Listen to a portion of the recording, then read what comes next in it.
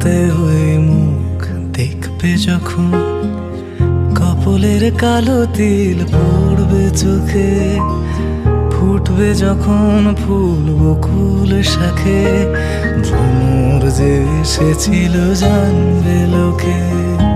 আয়নাতে ওই মুখ দেখবে যখন, কপলের কালো তিল পড়বে চোখে, ফুটবে যখন ফুল বকুল শাখে, ভ্রমর যে এসেছিল জানবে লোকে।